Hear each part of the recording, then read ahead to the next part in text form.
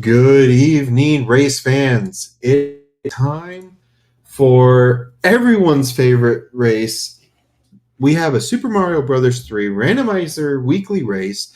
This is going to be a treat tonight, and I know that I can say that without a shadow of a doubt because not only are we bringing you one race tonight, we're bringing you a second one that's going to take place right after, and this is going to be a great time. So, to start things off, I am going to introduce the seed and then I'll introduce the runners as we get started because this seed is going to be just a little bit different than what we're a little bit familiar with. We have a little bit of a change tonight where instead of a regular group 2 bracket, something like that, we're actually going to have the level appearance unknown until we start. So once the race starts, obviously we're not going to have any differences. So if it's regular levels, if it's hand stages, whatever it is, it's going to be like that for the entire thing. There is no permanent status. Oh, it looks like we have all hands. This is going to get interesting fast. So what this means is that the entire race is only going to be hand stages. We're going to be watching for a lot of the same strategy here, in that I believe our runners are really going to be looking for those intentional knockouts so that they can get back out onto the overmap quickly. And Mini Guy DP with just a little bit of a problem there with the Fortress. Thankful for that safe state in the pipe, I'm sure. Meanwhile, Teeks88 off to the races, having great luck getting through those hand stages, no problem. And he'll be moving on here in just a moment. DLP is unfortunately unable to get through those hand stages and will be taking a couple of early exits to try to avoid the Chain Chomp 2-5 at all costs. Mini Guy DP now able to get into the Fortress. The fight with Boom Boom has commenced. It is over, and now he will be moving on, hopefully towards the castle. But we'll, of course, have to see what these hand-level stages have in store for our valiant heroes today. On the screen, we have Sharkit in the top left going through 2-5. We have Teeks88 going through the top right. DLP316 on the bottom right, and Mini Guy DP on the bottom left. Looks like DLP had a actual Hammer Brothers suit in his stash, which is a great item to see early on. If you get another, obviously that's a great item to have just through the levels, especially like 7s and 8s when speedrunners are normally used to using a Hammer suit in those worlds. So obviously going to be a really good thing. A one shot on Boom Boom takes him down with that suit. Bowser, of course, the same way. So that's going to be really interesting here in just a little bit, see how that works for him. Sharkid now onto the Fortress as well, as Mini Guy looks desperately for a item of some sort. He will be moving on here quickly.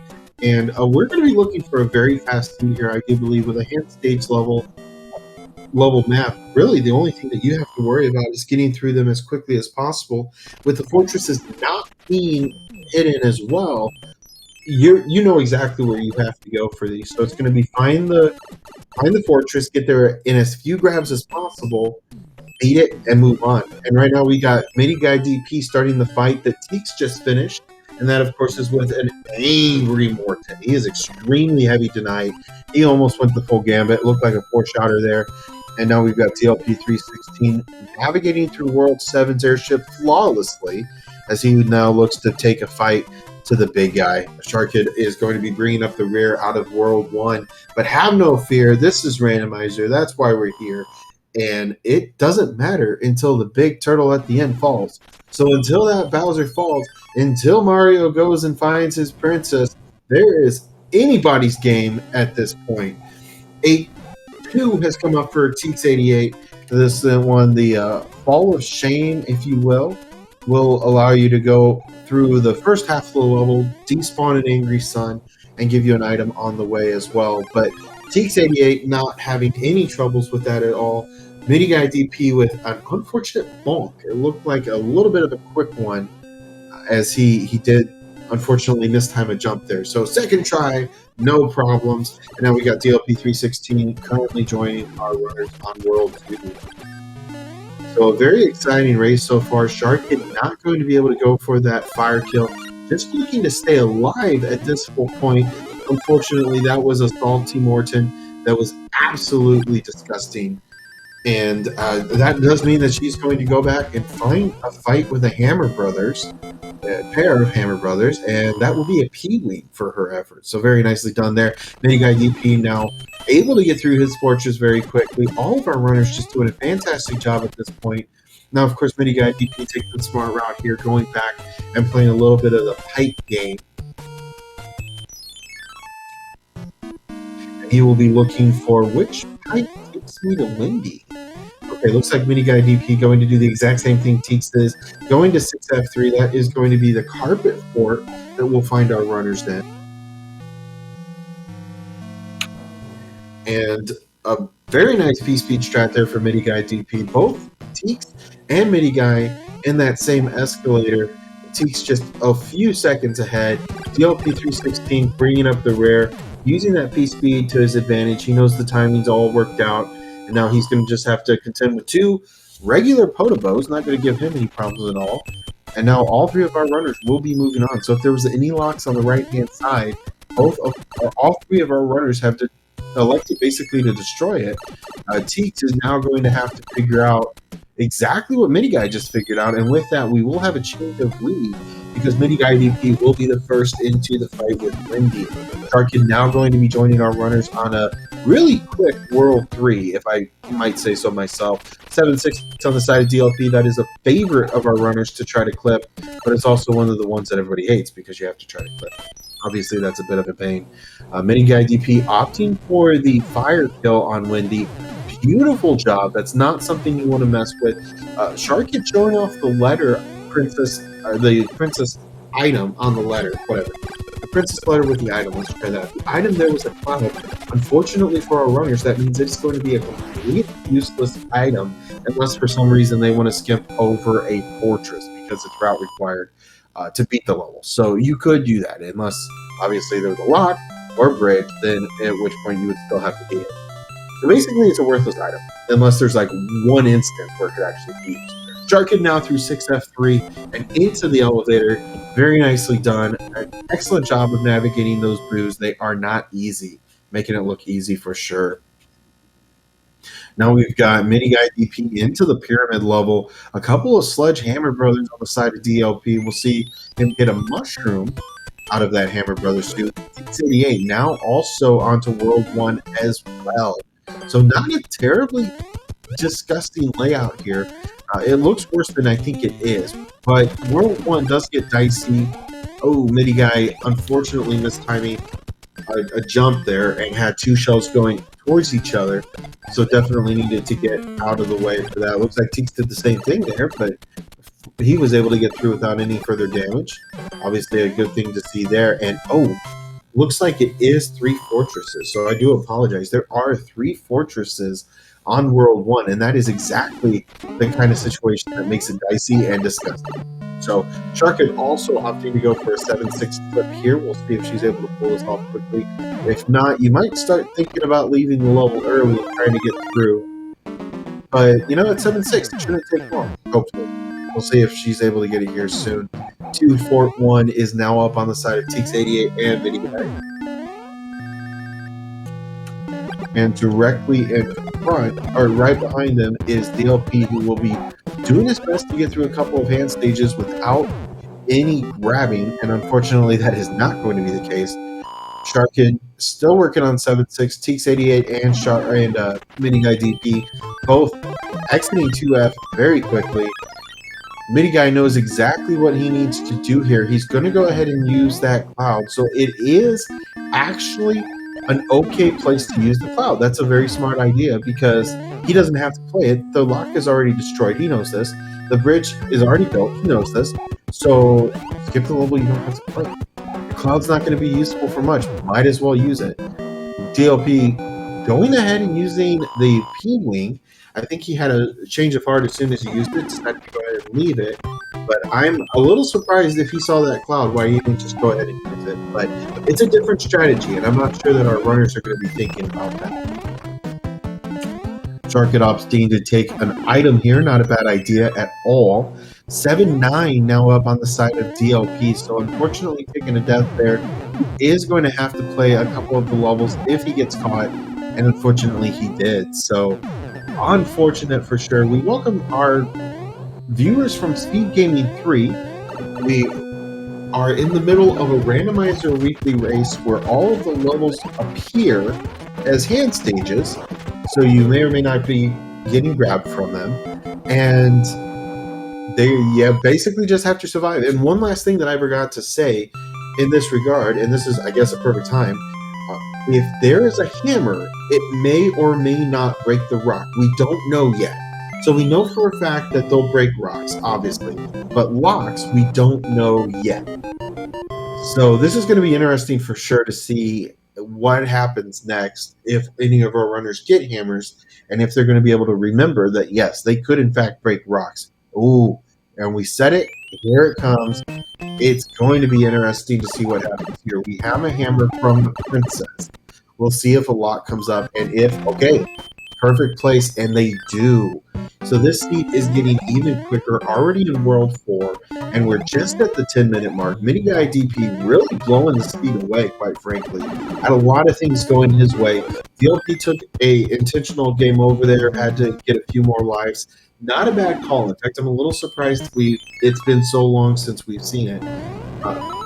Just frankly because it's really the name of the game. I mean, if you could leave a level as quickly as you go into it and then go find the fortresses and not get grabbed again, obviously that's the quickest way to get through the levels, is not playing them. So a little interested to see that it was only the first one, but Ludwig von Koopa now up for Midi Guy. A hitbox Ludwig.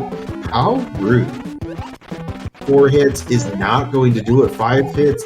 The Baron of Baritone is going to go down with a thud tonight as a 5-hit concerto strikes in the heart of all the runners tonight. So going to be a dastardly fight. Thankfully, Mini Guy was able to get through without any further damage except for the mushroom. Teeks did the exact same, and DLP just trying to get through 5F2 as quickly as he can now, and it is pretty quick. We've got Sharkid into Fortress that is, not a one to sneer at, especially when some of these different monster suits get put in here. Then you've got a little bit of a problem. Let's just be honest. I mean, some of these different monster sets are disgusting, and you put them in the wrong place, even one gets bad.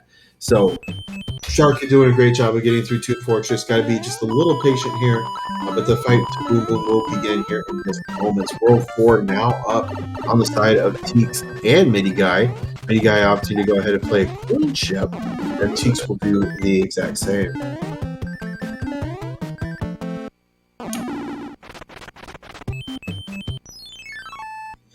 So now our runners, Coin Ship down for Teeks and for Mini Guy. The tanks have come out to play. DLP looking for a second chance at the castle, and 5F2 now up on the side for Sharkid. So Sharkid not far behind, still doing a great job. Had a bit of a mix-up in the first world. Just didn't quite go her way, but now starting to get into the swing of things and starting to really make some ground. Now, DLP looking to see if he can get any kind of momentum here in World 3's airship. Unfortunately, just not a conducive ship for getting P-wing speed until probably towards this area. So we'll see if he can get something with that. And now, just like that, Mini Guy DP already out of World 5 into the airship. We've got just 2 more worlds, and at this pace, we are going to be beating 20 minutes. So I promised you a second race. I didn't promise that it was going to be this quick. So we'll have to see how it works with scheduling and everything. But I don't know. Hold on to your seats, folks, because this is going by fast. We got DLP finishing up World 3. Teeks is going into the fight with the nerd. Larry just being a big pain in the butt at this point. Iggy, I should say, actually. Larry came from World 1. So anyway, so Sharkid now in World 1 trying to finish off. And yeah, this is getting really interesting. So hammers have come up, and that's where the first hammer's from. We also have the princess letter giving one. So there's definitely items here.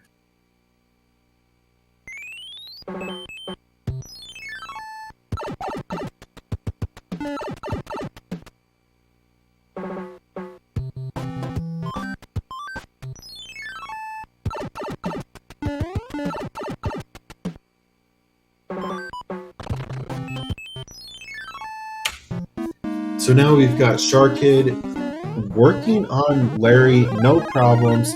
On to the zero life. Wouldn't be surprised if she starts the next world with a game over. That way she can kind of replenish a few of those and not have to worry so much about the lives moving on from the hands.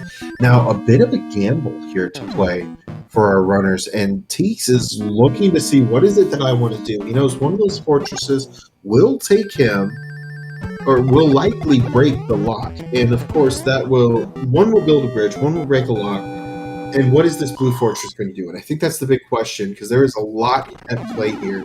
We've already seen the two worlds, the world with the three fortresses, and we've got Mini Guy who's already played the fort, knows which one broke or built the bridge. Since he did have that hammer, he was able to break the lock and is going to be able to play the tower, move on to the second part of this world, and probably won't have a whole lot left to play, quite frankly. So the tower is necessary. Teeks, not using a hammer, is going to go ahead and play the Air Force. Already taking some damage. This is not an easy level with or without the auto scroller on. And it looks like, according to Diesel Pilot, thank you for watching that, there is Hammer Brothers suits in the hand stages. So that means if the hand stages, all three of them come up, our runners will have access to 3 more potential hammer suits on top of the one that we saw earlier. So interesting stuff. I mean, the items have been very generous in this seed. With this being a randomizer, random stages, obviously we have added the beta levels as well.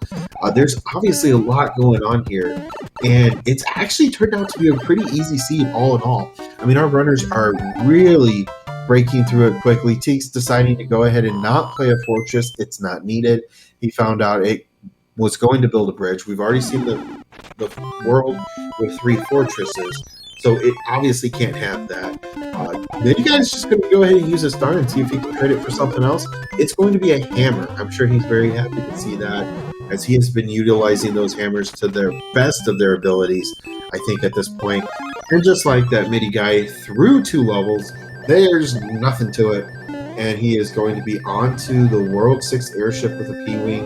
A P-Wing is a great item to have, especially on this airship, as you're able to just breeze over what really takes a lot of time unnecessarily. So now the fight with Roy has commenced, and just like that, it's going to be over. I mean, there's just nothing left. He's got a lot of hits. I mean, I think the Koopas themselves have taken more time than this entire race has. I'm just going to be completely honest. I think the Koopa kids have actually taken more time than anything else, because they have been 4 and 5 hits almost every single time.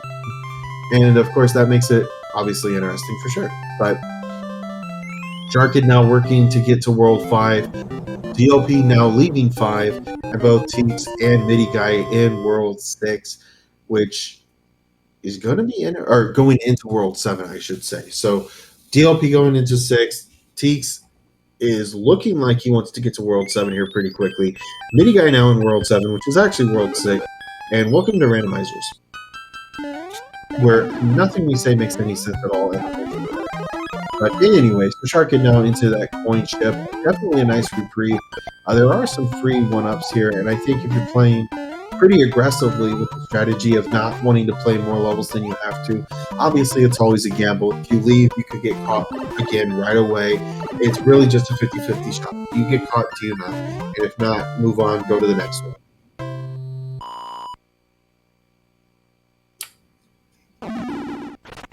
So Mini Guy DP not seeing a whole lot of fortresses here. There is a possibility that only one fortress is in World 6. I actually haven't been keeping track, and I don't think it would have mattered anyway, because these have been so fast. I'm not even sure I would have noticed. But anyway, so now we've got Mini Guy looking for a free pipe. We'll see if he gets it here in just a moment. And, oh, not quite. So there is one fortress in play. He's already seen one. Opts to not play it. He's going to go ahead and play this fortress. A hammer can break the lock, but it cannot build a bridge. Or break. Yeah, it can't build a bridge. Which, I don't know why. I don't know. But anyway. So now that is going to be a fight to Boom Boom, and that is the end of it. Teeks looking like he did just get a command, so I apologize. Thank you for getting your commands in chat, Diesel Pilot. Shark Kid now on to the fight with Iggy. I knew I was going to get it wrong. With Iggy again, the fight to Iggy. And yeah, I mean, it's World 2 Airship, but what can I say? Navy has come up on the side of Mini Guy DP. He is breezing through the Navy. One of the things that we have done with this is we've taken off the auto scrollers. That's true of all things. Randomizer, 5.9 and Atlantis are the only two that are not, they have not been removed. And there's a little bit of an issue with the way that the camera moves. And if it was to be removed, then it would glitch some parts. So anyway, so those are the only two that are currently not able to be taken off from the auto scroller. But everything else, if it was an auto scroller before, it's not anymore. Now Teeks88 figuring out exactly what Mini Guy just did, and that is that Fortress 3F1 is going to be the gatekeeper. So obviously nobody saw that coming. A door 3 skip was attempted from Teeks. Unfortunately, did not quite get it. That is a frame perfect trick. Terribly complicated to do.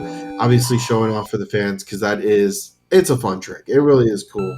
And it does save a few seconds. So kind of a low risk, low reward at this point. I mean, we're just playing for fun. It's a weekly randomizer. So great time as any to do it. And it looks so cool when it works out. DLP 316 on to World 7 as well. Not a terribly complicated World 6. If you find the right pipe, go through it. Okay, I apologize. Teeks found out what Mini Guy did previously, and that is that there is a fortress that is not needed. Of course, that is what he played. So the Navy is required. I apologize. Navy is required. 3F1 was not the correct fortress. I apologize to everyone who thinks 3F1 is supposed to be the gatekeeper. We were wrong tonight. Sharkhead on her way through the tower. Fort Knox up for Mini Guy DP. Great awareness to have a tail there. He's going to be getting through in the fastest time he possibly can be. DLP trying to figure out these pipes real quick, and we'll see if he plays the fortress here. If he does, that's going to be a bit of a time save. Okay, he is. So that is going to be the end of World 6, which is actually in World 7's place. Ooh, and 7F2 has come up. Very nice. Always a fun one to see. And to start World 8, that is well timed. Oh, unfortunately, too many piranhas were blowing fireballs at Mini Guy, so he is going to have to back out. Decides he doesn't want to play it again, and he's going to go try to find Bowser. So we'll see if those are necessary, and then we'll see if Mini Guy has to go back and play it. Unironically, I've been told that Teeks actually loves 7F2. So if that comes up again, and a free World 6 castle for DLP, he picked the right one. Very nicely done. But Teeks does actually like 7F2, so going to be interesting. It looks like 4 bridges still in play. Okay, 3 bridges still in play. There's a lock, and okay, Mini Guy says, you know what, I have hammers, I don't care. I'm going to go ahead and use them. Might be the only one. Have we seen any of the other runners use a hammer yet? I'm not sure if anybody else knows that a hammer will break a lock. And if not, obviously that's going to be a bit of a help. But you're absolutely right. If 7F2 is the one... Oh, Mini Guy finding out that no, a cloud does not go over those icons. You still play the lock. Yeah, there was another lock. I just don't know if anybody else knows other than Mini Guy. Because I know Mini Guy has seen a couple times that a lock will break or with a hammer. But I don't know if anybody else knows that. Anchor is cloud. Always a great thing in a hand stage ridden map. That's a wonderful thing. So now we've got Mini Guy who's just trying to find recon, and I think at this point he's going to have to realize that 7F2 is required. Okay, I think he was looking for maybe a hidden one up. 6F2 now up for Mini Guy. He's going to... Oh, unfortunately that dry bones did cause a little bit of issue, and he wasn't able to get the speed off, so he unfortunately wasn't able to get the flight off. And now both Teeks and DLP playing 7F2. I'm interested to see how this is going to play out for these guys. Obviously, if Mini Guy is wrong, that means he's just wasted a lot of time where he should have been playing 7F2. Now, both TLP and Teeks88 both finishing off 7F2 very quickly here. And if this ends up being a required fortress, that is going to be a problem, I think, for Midi Guy. So still looking for Bowser's Castle. We'll see what we've got. Angel of Sin, we have in the top left, Sharkid. Top right is Teeks88. Bottom left is Midi Guy DP. And bottom right is DLP316. I'm your host and commentator tonight. I am Rawwolf. So it is a pleasure to be here today. Always a great time. It's a great time to be here for sure. And if you haven't already followed our runners, please feel free to consider doing that. I know, obviously, please consider it. But seriously, these guys do really cool things. A follow means the world. It takes just a few seconds, but it really does mean a lot to the runners, especially those who are trying to build their fan base and things like that. If you like SMB3, if you like randomizers, I know these four have been part of the SMB3 randomizer scene for a long time. They do a lot. They really add a lot to the community. So go follow them. I don't need follows. I appreciate it, obviously, but I don't need them. I'm actually not streaming right now, but I do love just being a part. It's a wonderful time, and it's a wonderful community. And Teeks88 looks like he's going to be the first to find Bowser's Castle. Interestingly enough, 7F2 may or may not have been required. I'm not 100% sure. Just seeing Mini Guy have to play it now, I have a feeling that maybe it probably was. But Teeks now going to be blowing through Bowser's Castle because that's just what he does. Okay, so Midi Guy found it and found out that 7F2 was required. Goodness gracious, man, what a way to go. That is pretty unfortunate, actually. It's actually pretty unfortunate. So DLP 6F2, the Fortress of Solitude, is just giving him fits at this point. Flight, not a thing for him. And Midi Guy is going to use the last item he has in a Pee-wee. And just the clips are nothing to Teeks88. With that, say GG to your winner of the first weekly randomizer race of the night. Teeks88, just a scintillating time. Very well played.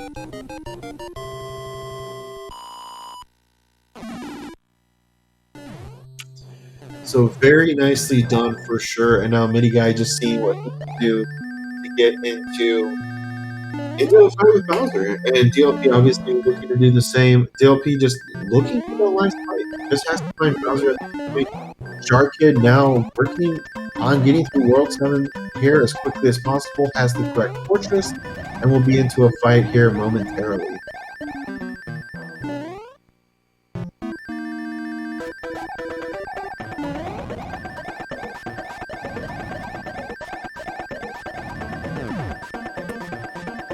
So now a bit of a slow fight for Midi Guy, and unfortunately that first one did not break blocks somehow. Either way, Hammer Suit on the side of DLP, and he'll be going through the clips he can get. We'll see if he goes for the DLP clip, one he created last year, I do believe. Oh, forget that. He's going mac and cheese all the way today. And with that, I do believe DLP actually is going to be able to take this. This is going to come down to the wire, folks. First place was decided already, but second and third, is DLP going to be able to beat this? Is it fast enough? He is. DLP 316 going to be going and taking the win from Midi Guy, who's now showing off. That's not nerve-wracking at all. Okay, thankfully he's still able to get through no problem. And unfortunately, that first break may have cost him. But wow, absolutely wow. Midi Guy DP leading going into the last world. And unfortunately, World 8 just had too many problems. 7F2 ended up being a gatekeeper. And that was really costly. But what a great race. Teeks88 able to finish off in a beautiful fashion. DLP and Midi Guy finishing off just seconds away from each other. Their times on screen are all correct. I've got Teeks88 at 26:30, and then DLP at 28:02, and Midi Guy at 28:06. So extremely great times. And do not fret. We do have another game that's going to be coming up right after this. We're going to get a couple of other runners in. We're going to kind of shake things up a little bit. We'll need just a little bit of time. Diesel Pilot has been my counterpart, my co-pilot tonight, and I can honestly 100% say that I could not do this without Diesel Pilot. So wherever you are on the multitude of screens that we have, thank you. Been keeping me in check with everything and bouncing back and forth between everything. So Diesel Pilot, we honestly could not do this without him tonight. So thank you from the bottom of my heart. Thank you. And Speed Gaming as well. Obviously, we wouldn't be here without them. And chat, we wouldn't be here without you either. So thank you so much for being a part with us tonight and enjoying this wonderful, crazy randomizer race that we love. Shark Kid now working and just getting through 7F2. I believe that was 7F2. So a great start, quite frankly. And as soon as she's able to find the pipe that leads to Bowser, that will be the end of it as well. And still just a great time. I mean, 26:31, it's from Teeks88. What a great runner, able to put up a lot of really fast times. Okay, so Shark Kid's going to go back and find the first pipe, go through it, do some little recon here. All right, we'll see what she's able to find. That is a hand stage. Expect an early exit here.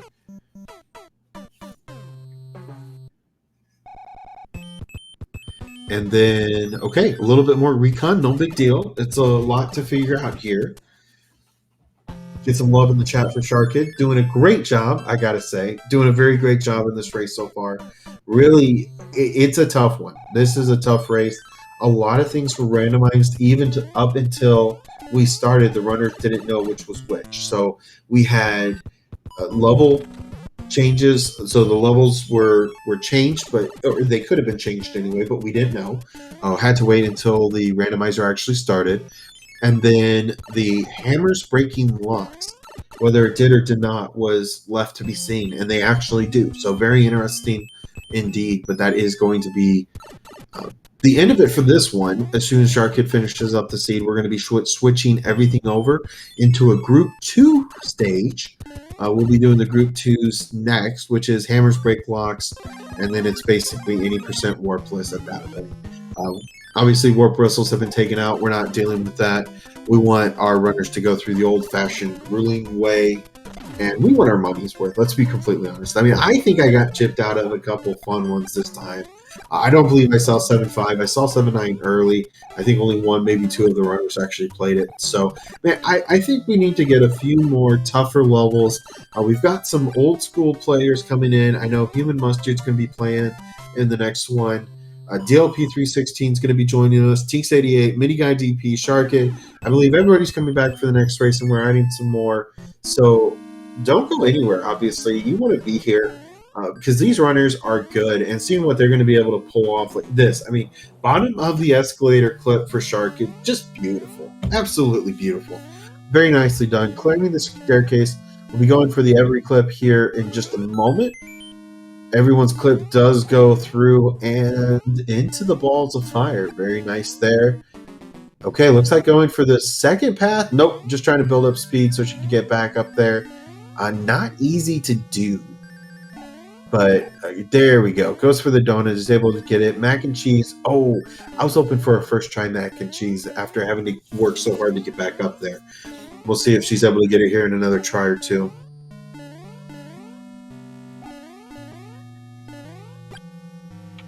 Not an easy clip to get. Our runners make this look way too easy.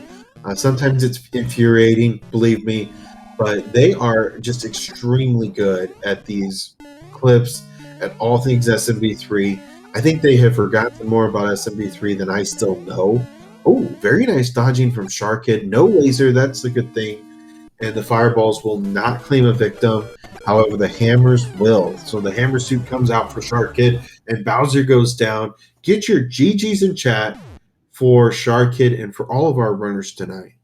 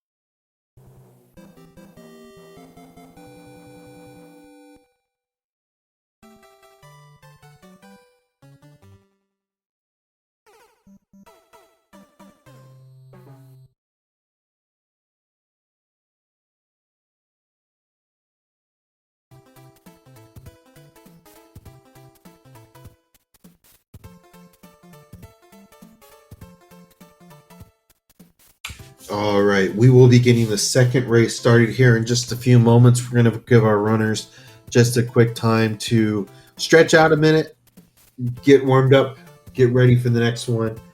Next seed, every stage is Atlantis. I'm not going to lie, if that happens, I think I'm going to put a 2-minute clip of my voice just saying the exact same thing over again and play that for a little while because that sounds extremely long, arduous, and quite frankly scary. So, or maybe I'll just play the commentary of Finding Nemo or something. That could be interesting. We'll just play Finding Nemo, or even better yet, Atlantis. Let's do Atlantis. We'll just have the Lost City of Atlantis playing in the background while our runners go through endless Atlantis. That sounds terrible. And then we'll have to come up with like a fort version or something. So you actually have to beat Boom Boom at some point. Or maybe just every fort is 7F2, every stage is Atlantis. I don't know. We'll have to figure something out there.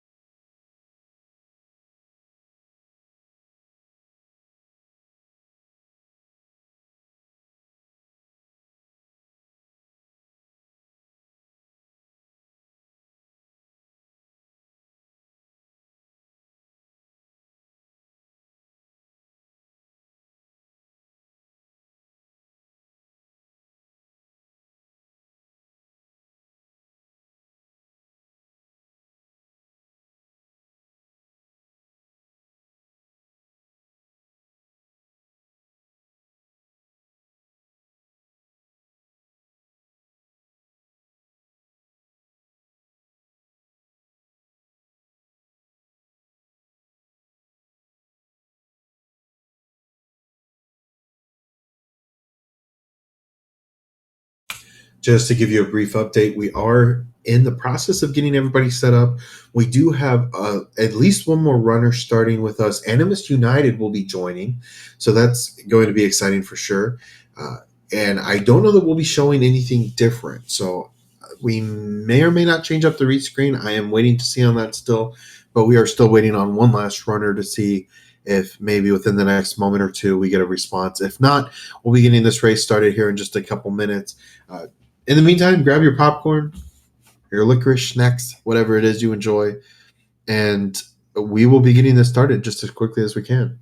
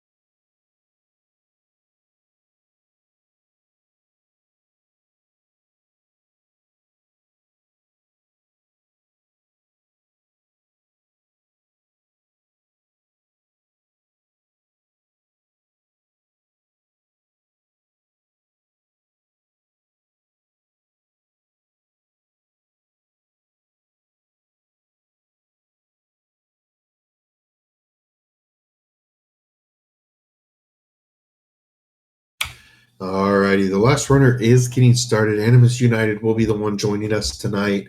So a little bit of a shake up in schedule. So I will be reporting on any times that I see come out of Animus United. Not really a whole lot I'm going to be able to bring into that, but obviously we do have the 4 restream runners here.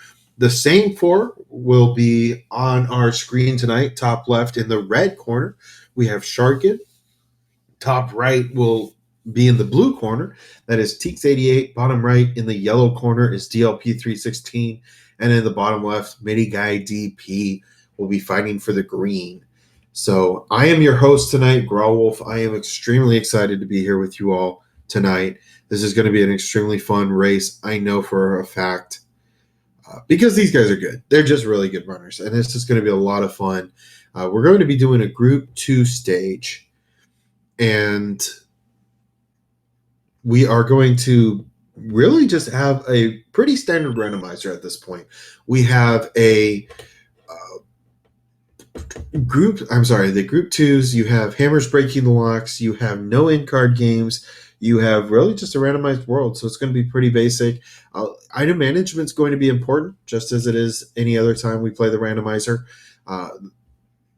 Clouds are going to be definitely necessary, especially if you stumble upon an auto scroll level that could be 5-9 or Atlantis, and obviously we'd like to see those. So we'll have to wait and see what happens there. Obviously, anything from World 7 is going to be a lot of fun. Get your guesses in chat. What do you think the first world is going to be? We didn't really get a chance to play the mini games. It just really went by quickly last time. But let's go ahead and get those mini games in this time. Get your guesses in. Which one's coming up first? I think we got to go to the land of snow, and I'm going to say World 6. So get your guesses in chat. I got a 1, a 7, a 3, a 5. Get your guesses in. If you want to take a guess, take a stab. Only one that really can't be first is number 8. Other than that, 1 through 7 could be number 1. We've got a World 1 Atlantis. We got a Forest of Illusion. I do believe that was on the Super NES version, but so unfortunately, unless we have some crazy glitch, I don't believe we'll be seeing that tonight. Ravenous Rain with the call. World 4 has come up. Congratulations. Very nicely done.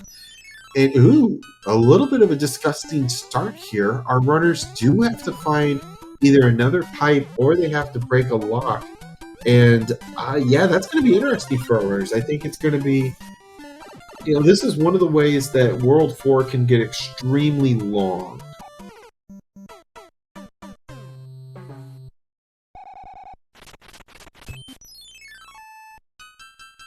And over on the left-hand side of the screen, there is still a bridge that needs to be built. So our runners are going to have to play at least, well, I believe they're actually going to have to play both, because they'll have to play 3F1 here to break the lock, and then they'll go back around, play the other fortress, and that, of course, will build the bridge. So both fortresses are required. One, because it's route-specific to get to the other fortress. The other, of course, is the fortress that will take you to the castle.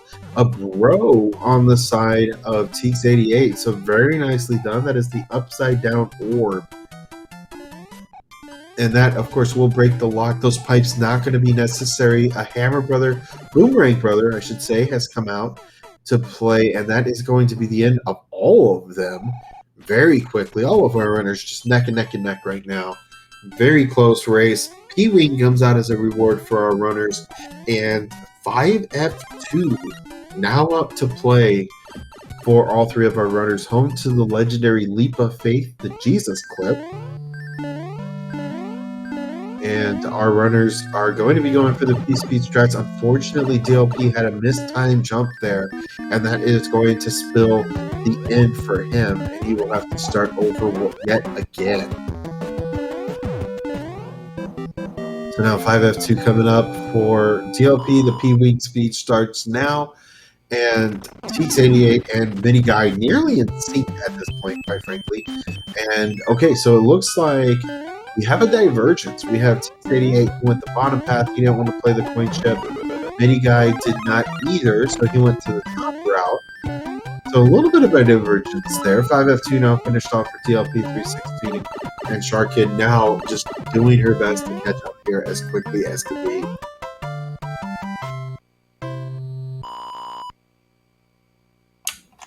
So Mini Guy obviously taking the quicker route, not playing through the water, but that is going to be a queen ship and a turn rank brother that he has to fight. But hey, it's early on in the run. There's a lot that can happen. And having those extra items is not usually a bad thing.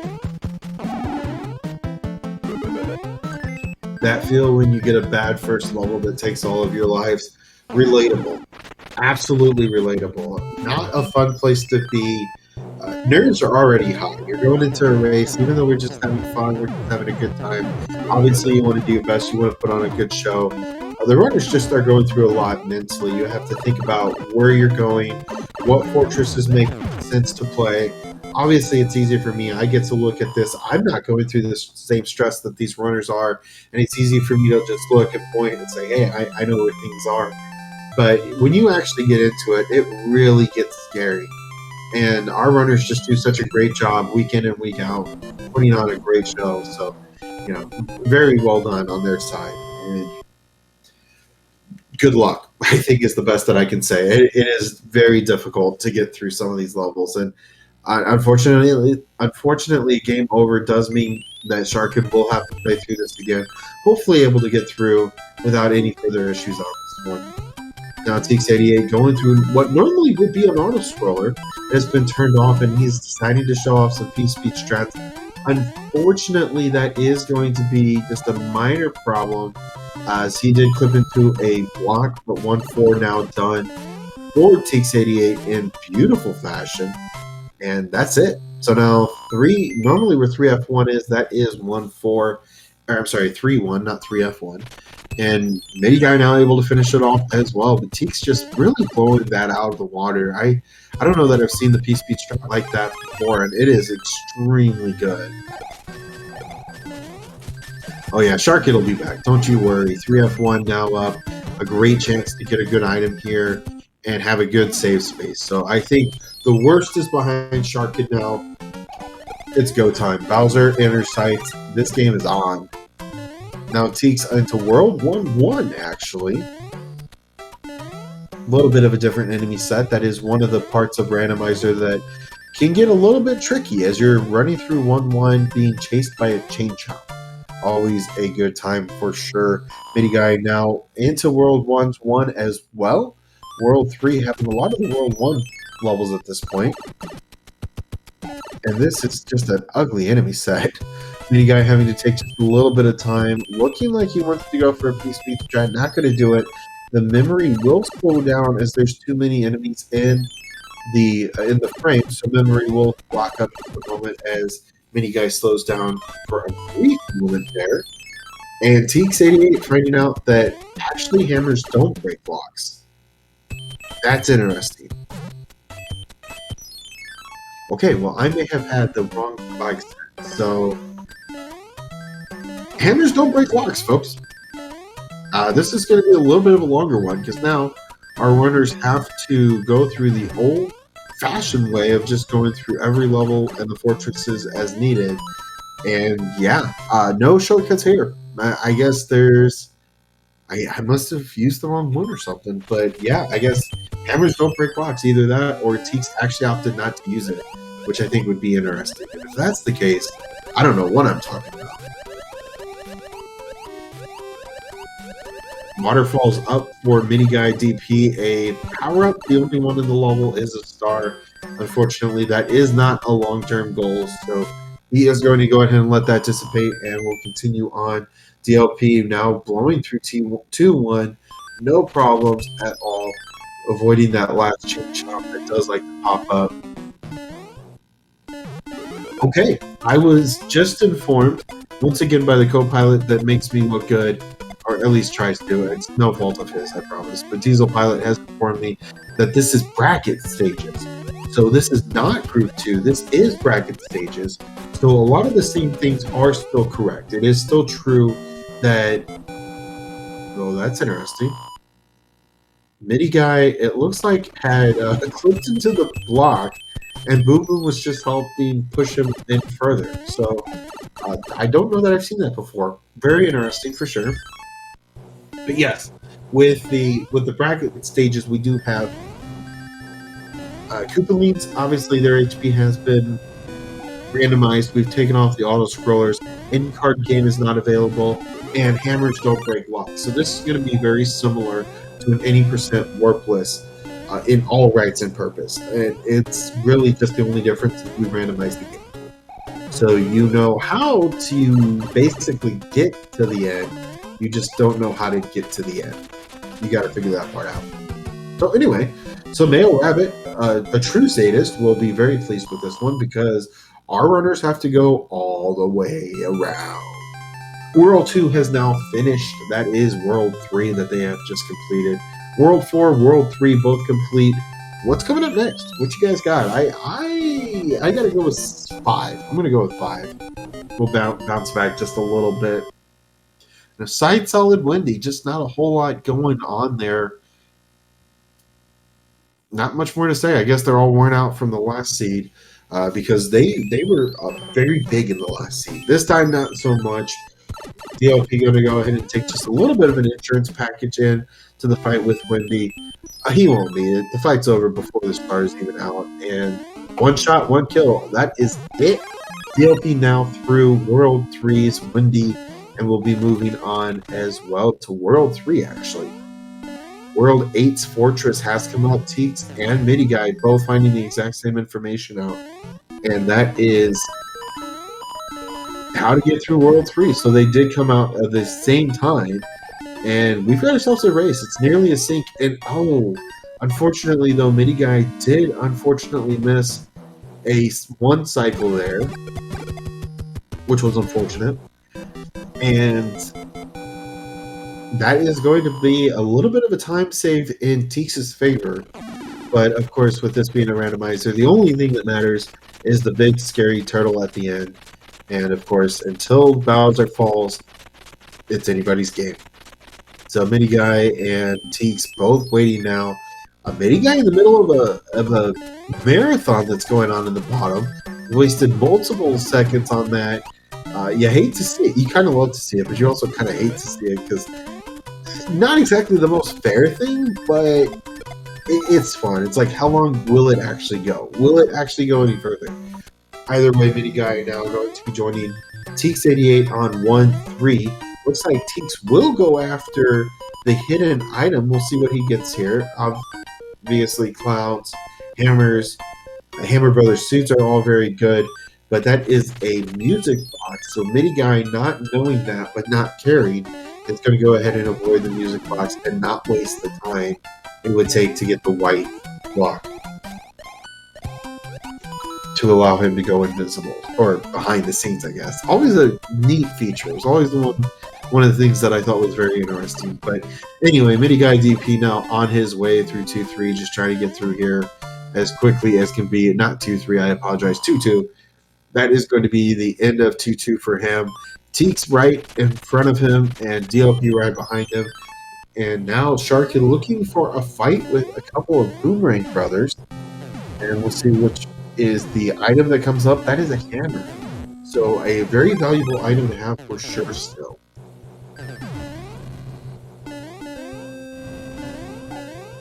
With World 2 still possibly being being ahead somewhere. It is going to be ahead. We just don't know where yet. Obviously, 3 is not going to have a rock play. 4, not likely. Wait, we've already seen 4. Never mind. So 4 can't have 1, 3 can't have 1, 2 and 6 are the only 2 places for a hammer.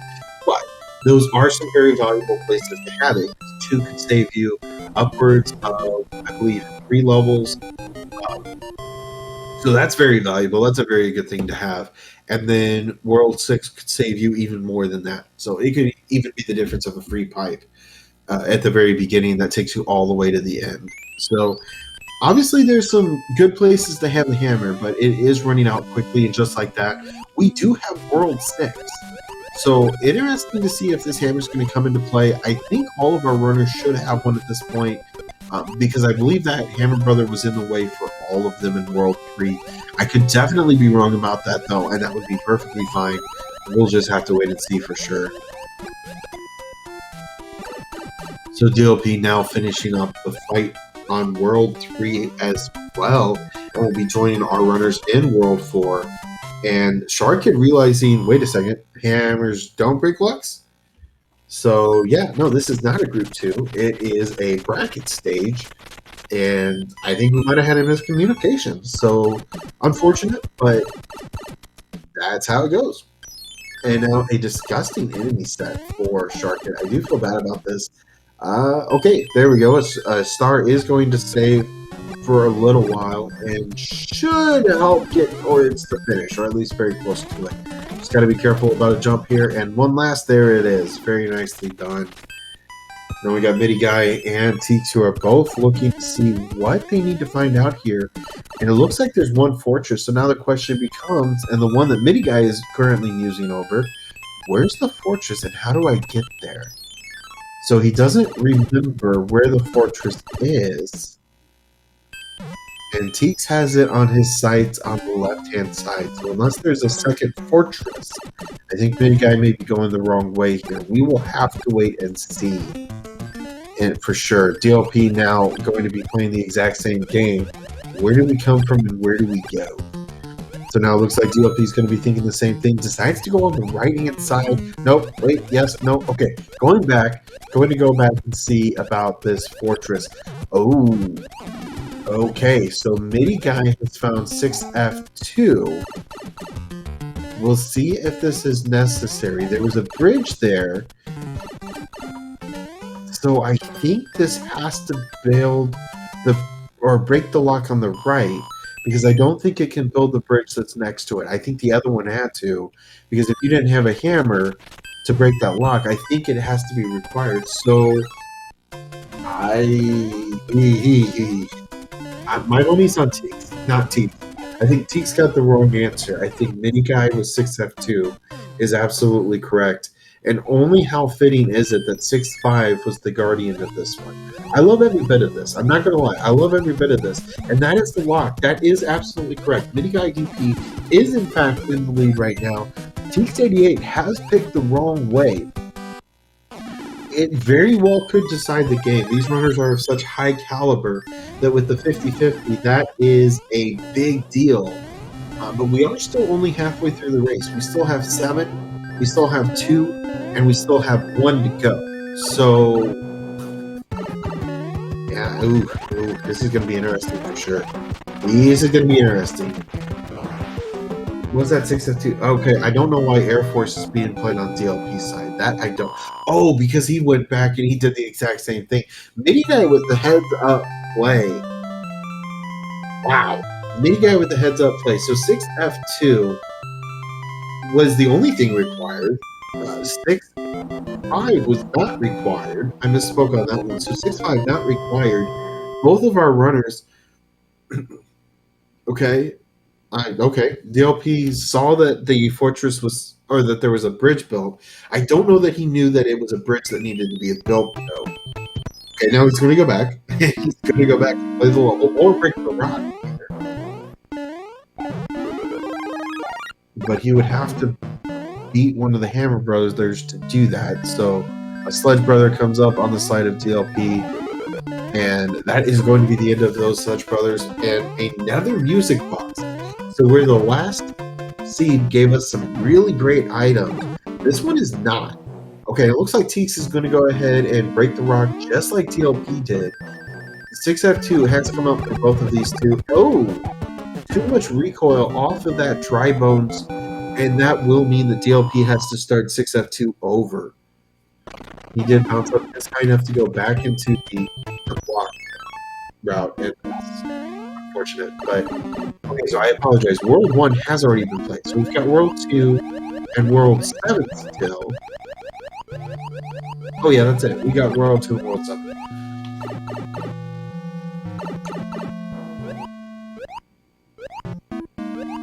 I think I confused myself. Anyway, so we've got Mini Guy now on to 3F2 and just really coasting at this point. I mean, obviously there's nothing left except for Bowser's Castle at the very end of it. And Mini Guy, who was in the lead at the very beginning, all the way through to World 7 and going into World 8, was in the lead in the last race. Unfortunately, World 8 just had too many problems. 7F2 was required, and that really caused a lot of issues for him. But still a great race nonetheless, within 2 minutes, a minute and a half, I think. Just the top three were within a minute and a half. And a very exceptional run for sure. So 7-6 now clipped by Mini Guy and DLP, working on getting through World 7's airship as well as quickly as possible. Jarkid going for an 8F one cycle, see if she's able to get there, and she does. Very nicely done. That is just a really, really great place to be. And if you need to get some momentum, that is a great way to do it. It's a cool trick. It's hard to do, especially in Randomizer, but a great trick. Trick, no less. So that is going to break the lock. That's exactly what she wanted to see. Now 2 more levels, and she'll be on her way to World 4.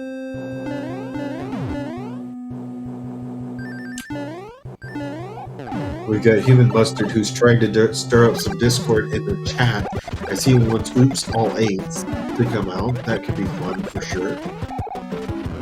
Mini Guy DP now making short work of World 5, and that is going to be the end of it.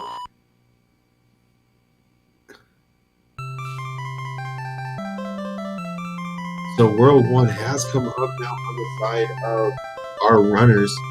Duke's going through a very nice clip there. Not easy to do, but definitely a problem if you have the ability and if you have the correct item, which DLP does. He has the Fire Flowers, so he's going to go for a clip. Doesn't get it in 2, so he'll go ahead and go through the old-fashioned way. And the one that people expected, actually. So World 7. World 7 has now come up on Mini Guy's screen. So we go to the pipe maze. This is going to be fun for sure, because our runners have to figure out where exactly are we going. So our runners now Mini Guy, I should say, is currently going through and figuring out what all he can figure out. That's a very good option in World 8, World 7, even World 3. If you know where you have to go, obviously that is the quickest route. And I know it sounds simplistic, but when you're in the middle of it, it doesn't always seem that easy.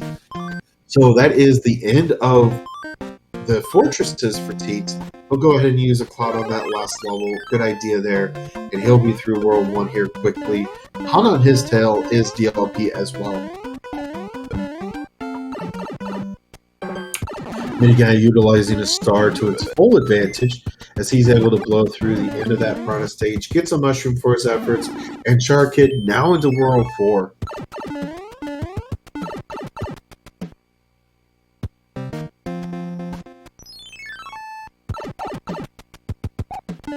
Seven 6 now up for DLP. Not an easy level. I'll just be completely honest about it. It's not an easy level in any way. If you don't get the clip correctly, it's going to be a problem. If you do get the clip, obviously it's one of the easiest levels in the game. Only takes a few seconds. You're in, you're out, you're moving on. But sometimes the clip takes just a little longer. So not a bad time for DLP. He's still going to be moving on here very quickly and just going to be catching up to Teeks as quickly as possible. Jarkid using a tail to get through this level very quickly. A very nice use of an item there. Hand stage up for Mini Guy. He's going to be going through here and figuring out what our item is of the day. Of course, this one, whatever this item is, will be the same item for all 3 of the levels should they come up. So music boxes galore. I think that's probably the 6th one I've seen pop up on a screen somewhere. So a lot of music boxes. You might as well use them because you're going to lose them at the end anyway. The hammers still don't break locks, unfortunately.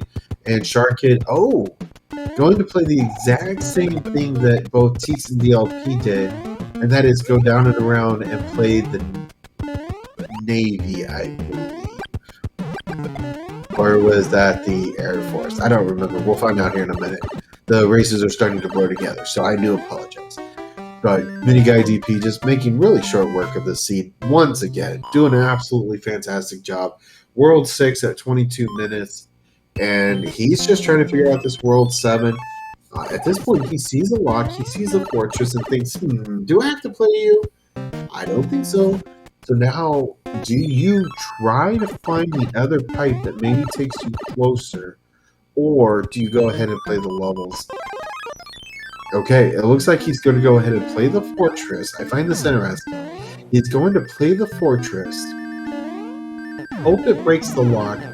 Well, I think it should. I think it will have to break the lock that's next to the pipe there. Then he's going to go back, find that pipe, and hope that it's better than going through those levels. I think this is very interesting.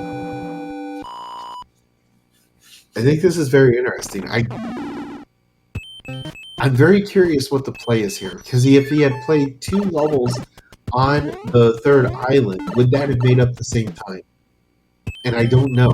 And I don't think we can know, because it could be something like Atlantis leaking into 5-9 or vice versa. But we don't know that. We do not know what those were, and instead of figuring out what those levels are, Mini Guy's just going to breeze through the rest of this. He's got items, and he's going to waste them. So, interesting stuff from our runner in the lead. And we'll see what Teeks does. He's in a very similar situation here. We'll see what he does.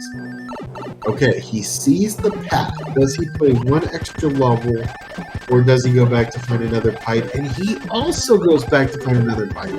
Wait, change of heart. He thinks, wait, no, I can get through.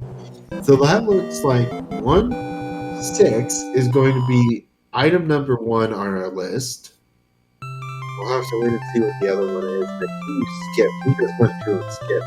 Not that I'm faulting him. Obviously, he's in the first place. He knows exactly what he's doing. But this is incredible. This is absolutely incredible. Just I can't wait to see what happens. And he already had advantage going into World 7 because of that risky play, which it was risky. It was absolutely risky. He ended up guessing about another fortress because, hey, World 6, and maybe he was counting World 10 tiles. I don't know. But whatever the case may be, he did make the right guess and is very much in the lead right now because of that. So kudos to Mini Guy. What an incredible guess there. And okay, so 2-4 is actually second. And with that tail, I'm almost a little surprised DLP didn't turn around, go running the other way and fly up the top and then finish the level just by running to the right. Really, there's nothing there. I think there's a couple paratroopers on the top, but nothing more. Either way, he's now through. Ludwig von Koopa has come up for Teeks 88, and he's also going to be a bit of a conductor of chaos tonight and doesn't take just a couple of hits. So I think that was like 3 or 4. So a little bit on the more average to heavier side, which is fine by me. I think that's great to see. Piranha Plant has come up for DLP. He'll go ahead and do it. He'll get a Cloud Force effort. If he's able to use those, that will be very important. We'll have to wait and see for sure. Mini Guy with a 7-5. I'm beginning to think that, yeah, a Cloud here would be a good option. That is going to be a long level no matter how you dice it. And with the tail, it's not quite as bad. He'll be able to duck under a block that's going to be separating him from the next room here, as well as fly over the gap. So if you're going to play Summit 5, bring a tail, it makes life easier. So now he will be getting a running start. Oh, okay. He's going to have to try that again, I think, if he wants to do that. He does. So Peace Being now started. There we go. Now he has just a little bit of time to fly over this gap here, but no issue at all for the season runner. And that is the end of 7-5. One of the quickest ways to get through it. And very well played for sure. So a tail there does save a lot of time for him. And he will be moving on, no problem. Sharkin now going through 6F2, has the right fortress this time, and will be going on to the fight with Lemmy here in just moments. Frog Suit comes out for 4-1, but will immediately be traded away for a tail. So now 4-1 on the side of Mini Guy. He'll just be going up and down this pyramid and finishing off a level quickly. Whereas DLP 316 now on to 5-5.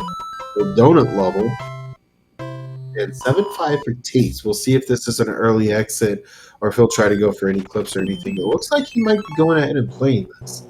So that will be interesting for sure. Okay, yeah, it looks like he's definitely going to go ahead and play this. See what he intends to do with that shell.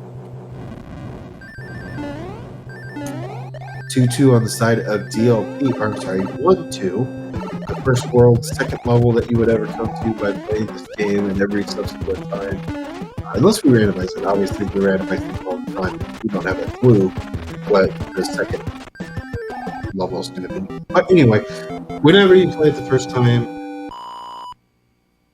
as a kid, I suppose, I played this game for years, and I'm going to show my age a little bit, but I remember when it came out. So, anyway, or no, I guess not, but I remember when we got it, I suppose. But we used to love this game, played it all the time.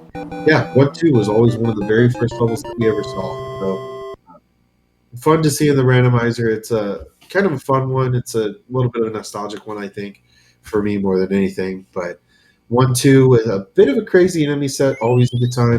Frog 2 comes out for 2 Fortress, and that will be treated as a mushroom discounter, as Tinks is able to utilize the mushroom to his advantage a little bit more than the frog. I do wonder the same thing. I don't know why Teeks and DLP played through 7-5. When I think at least DLP, I know for a fact, has a frog.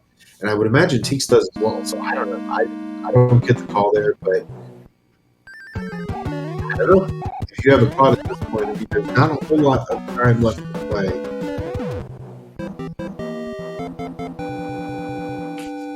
Either way, we've got our runners currently trying to get through here as quickly as they can. There is a pipe, but of course, World 2's Fortress is going to be necessary here. Mini guy with an unfortunate death there. I apologize, that wasn't unfortunate. That was on purpose because that was not the correct tank.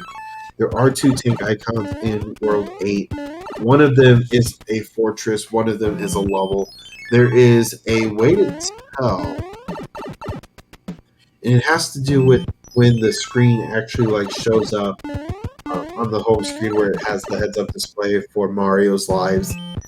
I've been told that if the tanks exist during that, I think it's not the level. I think it's the fortress, but I don't know. I'll be completely honest. I don't know. I'd have to go back and see for sure. But Mini Guy just trying to figure out if he wants to use the item there. He will. We'll see if he goes for the extra item here. Looks like maybe. Okay, he will not. He will not. And that will be the end of it. So a little short on the items here. We'll see if anybody's able to use that in their advantage. A cloud comes up for TLP, so I used one, and he'll be going through the World 7th airship here. Or I'm sorry, World 6th airship very quickly with that tail. And T's just moments ahead of him as he did just finish the fight with Morton the Salty Boy, who seems to be pretty salty tonight. 7-6 is giving Sharkhead just a little bit of a problem. It's true of all the clips. It happens. Clips are not your friend. Now Teeks is going to go ahead and play 6F3 here. Mini Guy has found the correct path. He is on to the fight with Bowser, and we'll see if the Tanuki can prevail tonight.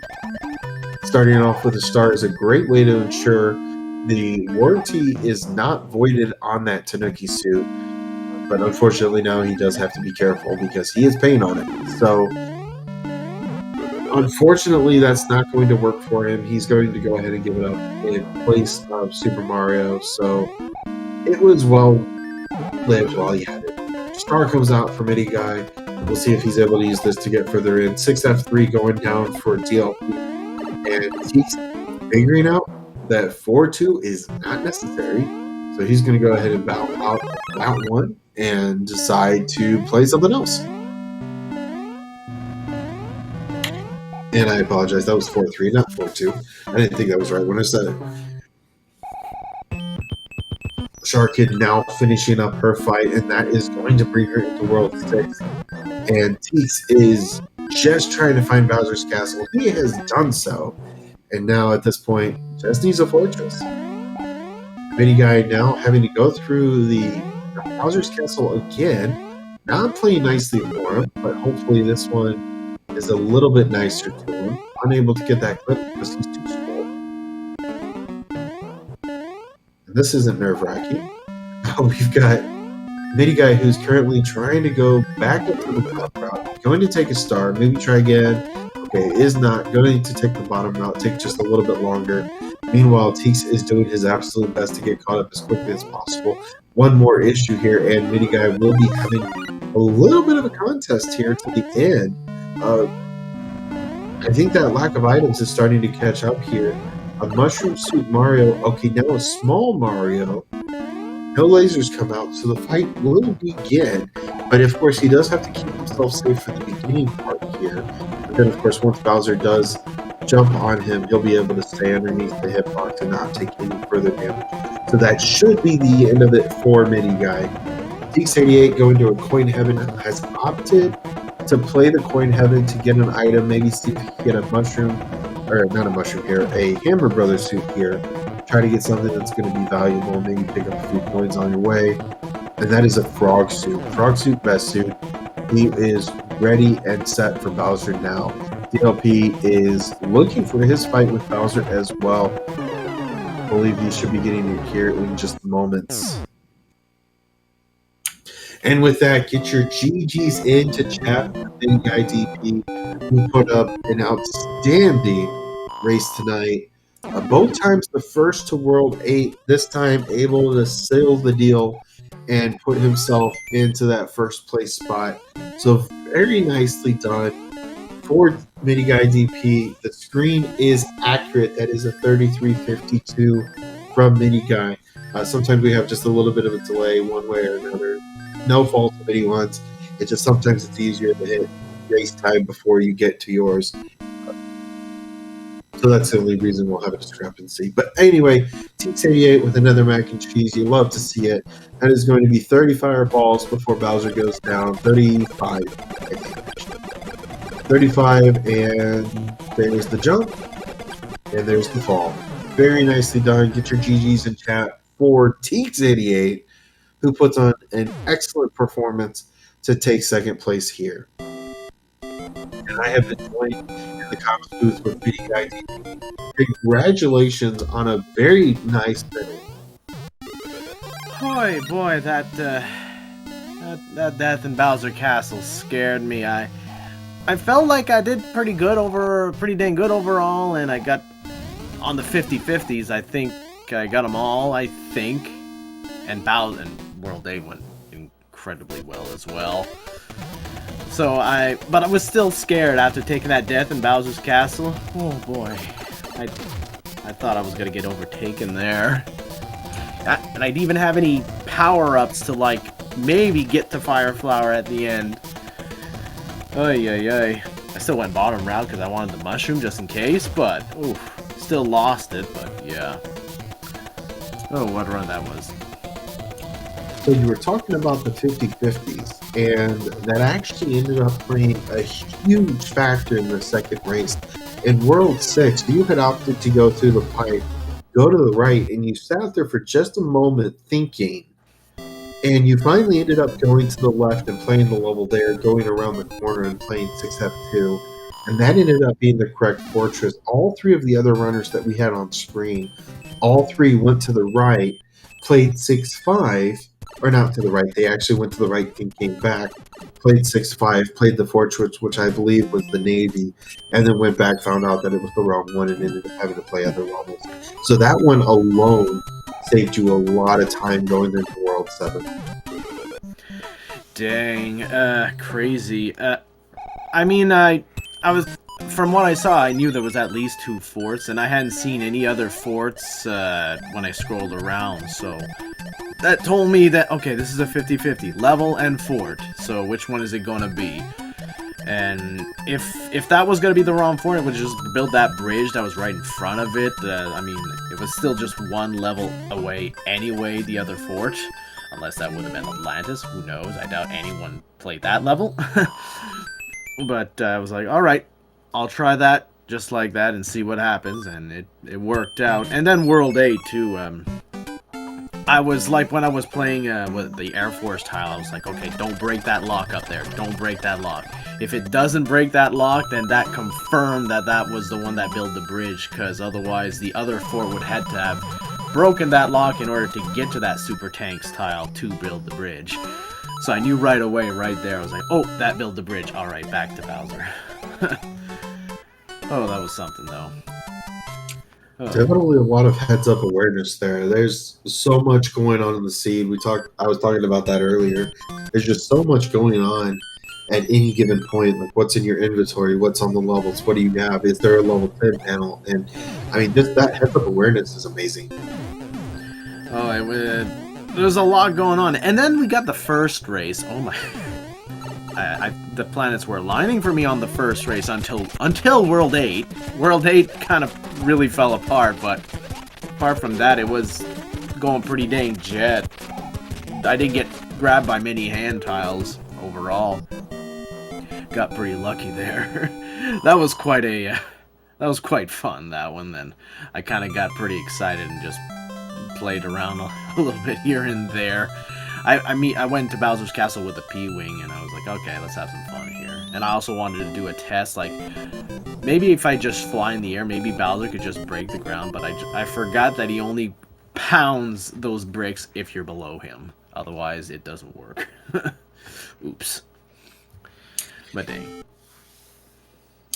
Yeah, that initial seed was looking very jet. I think you were finishing up, like, World 4 at 10 minutes. I mean, it was going very quickly for you, but World 8 really was difficult, and who would have thought that 7F2 would have been the gatekeeper at the very end? Yeah, and the crazy thing is I went in there at first, and then died, and then I was like, alright, I'll just explore around.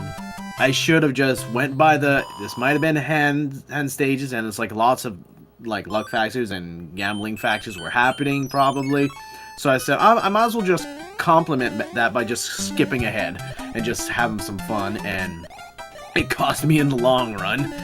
Because I just for that one more, I said, okay, I should have just adopted the see a fort, play a fort philosophy, and it would have worked out. I probably would have finished like 2 or 3 minutes sooner or something like that. Because it was really not far, Bowser 2. I had to do that and go into the next screen and go straight in the pipe. It would have taken you straight to it, and it would have been all set. That world could have been as quick as like 2 minutes, I think. Or something like that. Definitely seemed like it was very much a like locks were here in the black room, and fortresses were here on the hand bridge. There wasn't a whole lot of variance between the two, and you even had a hammer for the one lock in the black room. So, yeah, you're absolutely right. It seemed like there was not a whole lot once you figured out the right fort. Yeah, it was a short one there. It was definitely not linear, that's for sure. Same with the second race's World 8. That was divergence aplenty, probably happened there for sure. That time I just happened to go the right way this time. I guess I was due for clean World 8 after the first race. If I put the two races together, that would have been like a 23 or something, I don't know, but anyway. That would have been another kind of a record. I don't know what this fastest time set so far, but I think it's in the low 20s. That would have been something else for sure. A couple of very jet seeds.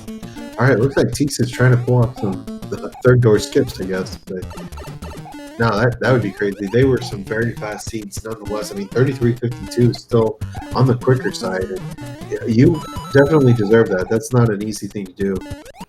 Yeah, bracket C's tend to be a little longer since you can't break the locks. So they wind up, whenever you get a sub 30 in a bracket, that's all you need. Then you just consider that super jet, pretty much.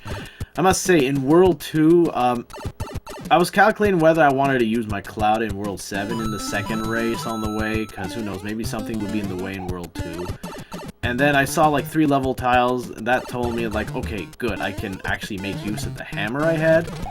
But these level tiles, I was so scared of it being like a nightmare level at that point, and the first 2 tiles were alright. Now please, third tile, please, be nice, be nice. 7-5. Thanks.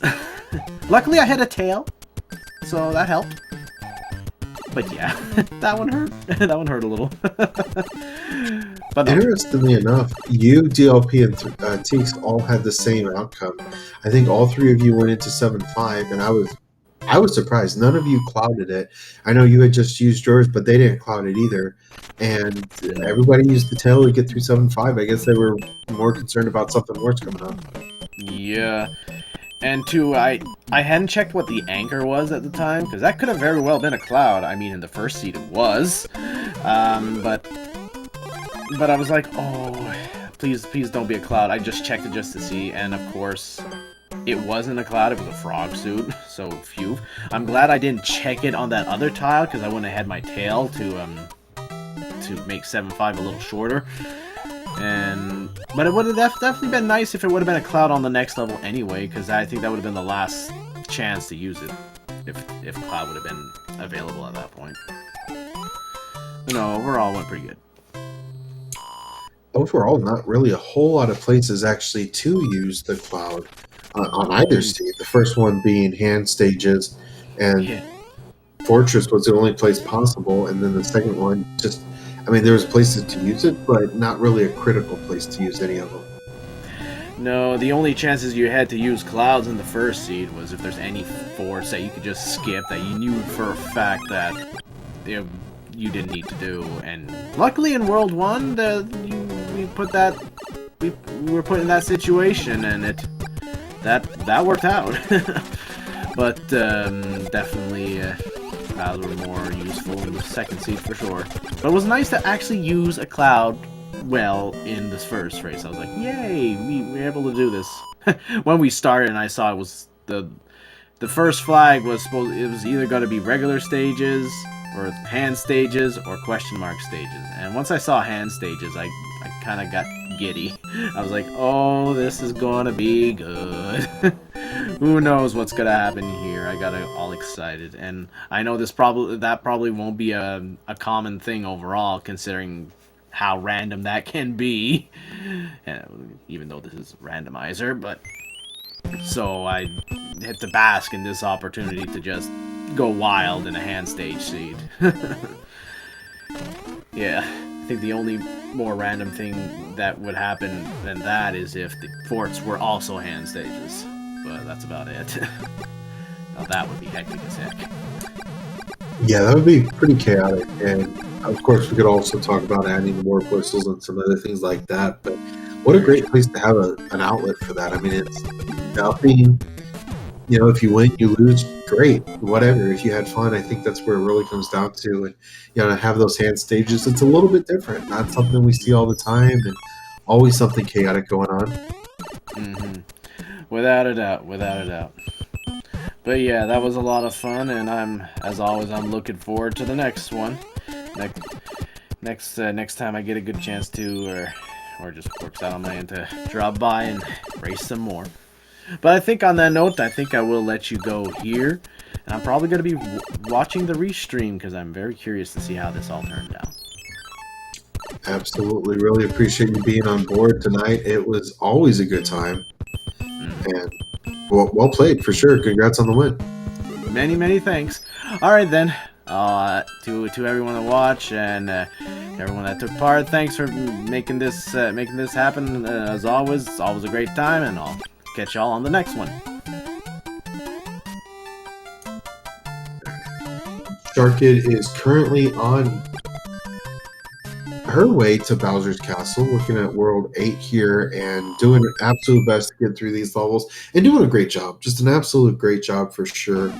And as Diesel Pilot has mentioned, we have our fourth runner finishing the seed, not currently shown on stream. We have Animus United off screen, is finished with a time of 46:07. So very nicely done for him as well. Not an easy seed to get back into, especially cold. I mean, having that first one, I think, was nice to see, as well as actually be able to see the runners kind of warm up a little bit and get ready to get into race mode. So very nicely done on all of our runner sides for sure tonight, and we definitely are thankful to have Animus United have been a part tonight with our weekly.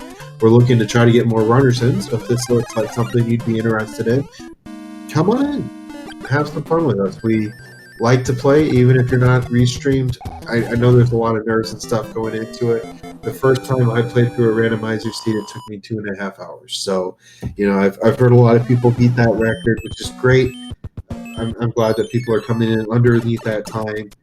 But don't be scared. You can't have a 33:52 until you have some of those even longer runs. I mean, if you can, that's incredible. If not, welcome to the club. None of the rest of us started like that either. So, come on in, be a part, enjoy the community, enjoy the race, and come on out if you want to see what it's all about. Even if you don't stream, it's just a great time. If you want to race alongside people, whatever the case may be, just go in and find some seeds and try something out. It's always a good time. Even if you just play casually, it's a good time. So Shark is now into 7F2, 7F1, is going to have to go through the old-fashioned route and go find a tail, which should take her to the top and allow her to get to Boom Boom. So Tanuki's suit here, and now going back to the banquet hall, it's empty. And one of the things that always interested me about this, and I believe there's like lore behind it or something. I'm going to be showing my age here, but I do believe it's the Nintendo Power Magazine. I think had something about it, but yeah, it was something along the lines of like, there's no monsters in this castle, it's deserted or whatever. Or maybe I made that up when I was a kid, I don't remember. But either way, Boom Boom just waiting in the attic, and that will be the end of his plight. And now Shark is able to progress on. We'll see if... I believe that one... I don't know that that was the correct gatekeeper. I believe it was the Air Force icon that was actually the ticket to Bowser. But we'll have to wait and see for sure. Because obviously there's the road to Bowser, and you got to figure out where Bowser actually is, and then you got to move on and actually, take on Bowser and make sure all the fortresses and stuff have been beaten. So 5-3 comes up for Shark Kid. I would not be surprised if an early exit was in store here, and it looks like it will be an early exit for Shark Kid, as that level is not required. Might as well get out before anything further happens. Trying to remember where the road to Bowser is. That's always a complicated thing, especially after playing 2 races. You start thinking, wait, was that this one or was that last one? Shark Kid is looking for an item that would fit the situation, and it's going to stumble upon the Tanuki suit, a fun one for sure. It turned into concrete, actually, which is kind of a fun part of that. You press down, and I believe B, it actually turns you into concrete, and is, I believe, the only way you can actually defeat the flamethrowers in World 6's airship. I don't know that it happens really anywhere else, and I don't believe stars do either. So Shark Kid's going to be going up into the clouds for a coin heaven, and we'll be getting an item, if I recall correctly, is a frog suit. That will be popping up here at the very end in just moments.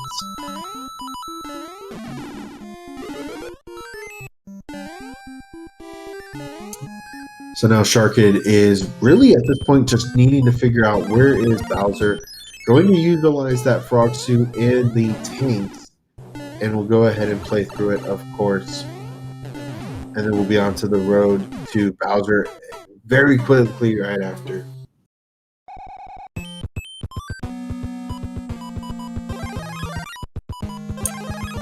Very well played for Animus United, who just posted in chat.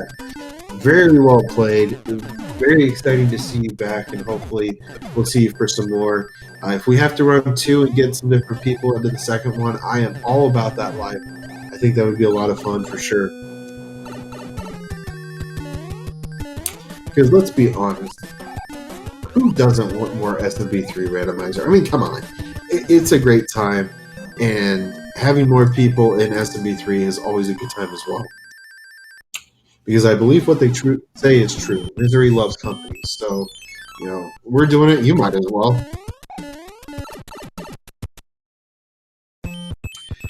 A fight with Wendy has commenced on the side of T. A fight with Wendy has commenced on the side of T. A fight with Woody Heskin. Okay, I'm done with that. So, yeah, we've got some different strats that are being run by Teeks, who is an outstanding speedrunner. I think this is a fantastic time to mention that all four of these runners do stream as well. Animus United does also. Same name, you can see them in the chat there. Give them a follow. They would really appreciate it. And tell them I sent you. I'm sure they wouldn't care, but nonetheless, do let them know that you appreciated all the things that they did, because they do some very great things. I know they're all very avid streamers. They're very avid runners, and a little bit goes a long way. So follows a very good thing for them, and I know it helps with like viewership and things like that. So just anyway, there you go. So Sharkin now going through the bottom route of Bowser's Castle, and just has to avoid a couple more fireballs here. Unfortunately, 2 in a row. That's unfair, but the lasers did not come out, and that is going to be a fight with Bowser. So just a couple more fireballs to dodge here, and then we'll be able to sit underneath Bowser and not take any more damage, provided she doesn't go too far to the right, but should not be a problem here. Just stay towards the bottom in the middle, and you'll be okay.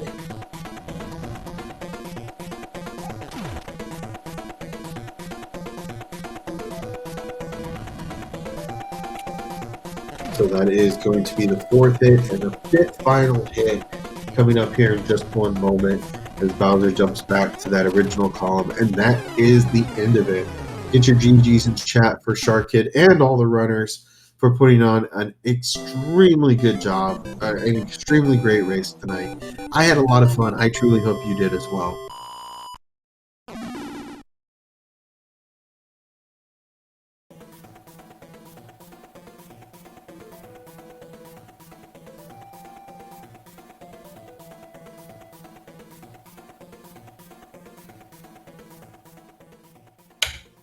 And that is the final time of the night.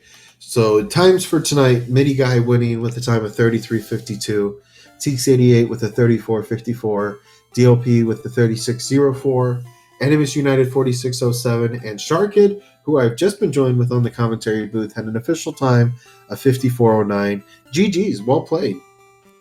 I mean, I'm not playing tourney brackets for a while. No. Like, I kind of have some memory from the first seed, and like despite it was a random appearance, it was on all hands, and I didn't have quite of a good luck with the hands, I guess. I mean, I still need to watch back the race, because I don't know like what type of luck the other runners had, but that 7-6 kind of didn't. That was such a gatekeeper for me, because after that everything went like really smoothly. But this second seed, like, I try to play safe, I get punished. I play aggressive, I get punished. I can win. I think the only winning that happened with 50-50s tonight was Mini Guy in the second. He played World 6. He only played the one fortress on the right. Took a huge risk, and that really paid off. It was surprising, but I think that was really the only big 50-50. I think everybody else, it was pretty standard. Not a whole lot of change between it. Really anybody's routes.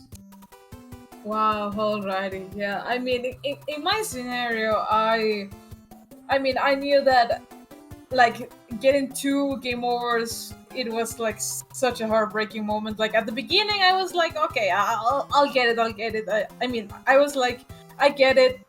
5-7, I shouldn't play like that fast, but I have to, like try to progress, like not being so slow because of that Lucky Tubes, the Kuribo shoes, and yeah, like everything was a mess over there. And then when I used my cloud accidentally, I was like, this is it. I should not be. I mean, I shouldn't die, like from now on. And then that happened, and I was like, no. Oh my god. I mean, luckily, like I didn't even think about like how worth was, like trying to cloud that 6-6, because I knew that 6-6 is a common place where people might die over there. But Oh my god! I mean, I didn't mean to do it, and when I entered to 775, I was like, no, my cloud! I wasted my only cloud. Now, interestingly enough, nobody else clouded over 7.5 either. Midi Guy actually had his clouds used right before that. He used them to get out Oh, of World 5, I think. And then for some reason, DLP and Teeks did not opt to use the cloud either. They all had tails and they used them. oh my! Well, I mean, I definitely want to watch back this because, like, I mean, I know that my routing decisions, like, weren't the best as well. Like, I mean, I'm still kind of new to all this, like the meta of the tourney bracket and like the tourney groups seats, and the only thing that I actually have is the SMB3 knowledge, and that's it. And I can do like some fancy speed strats in Rando, or like sometimes like the speedrunners edition, like non auto scroller levels. I still need to practice that, but overall, I'm always glad to be part of the SMB3 Rando community because I mean at the end of the day, I always have fun with these seeds. So I really like that how everything ended up, like, to be honest. But yeah, I still need to watch back this. Sorry if it took too long. Oh, no troubles at all. It was still entertaining. We actually just got done with an interview with Midi Guy, and uh, you played really well. I think that, like you said, the initial part it's really a shock to the system. There's so much going on in your head with inventory, with the map layout, with just so many things going on, and just to have a hiccup like that, it really hurts. And then to come back like you did and play through the rest of the level and really pick up speed. I mean, you were really coming back at the end. And it's really good to see. It's hard to do, but it looks good. Alrighty.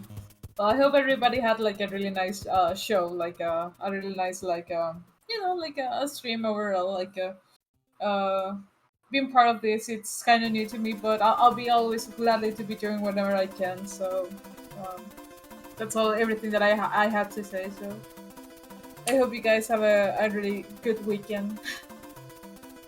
Absolutely, and the same to you as well. And thank you so much for being a part tonight. I know on behalf of the runners, we don't always get the chance to talk to you all at the end of a race. There's a lot that goes into it, but thank you for being a part. It's always good to see different faces, different people, and you know, it's nice having some.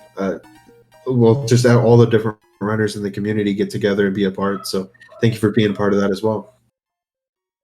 Of course, yeah. Thanks to Speed Gaming always for hosting this, to all the SMB3 community, like in Rando and Worthless as well. And I'll see you guys next time, whether it's in comms or in a future race. So have a good one, everybody. Well, there you go. And with that, that is going to be the end of it. We once again say thank you to everyone behind the scenes. Speed Gaming, who was able to host this, Diesel Pilot, who's been behind the scenes, and just an absolute wizard. So definitely appreciate that as well.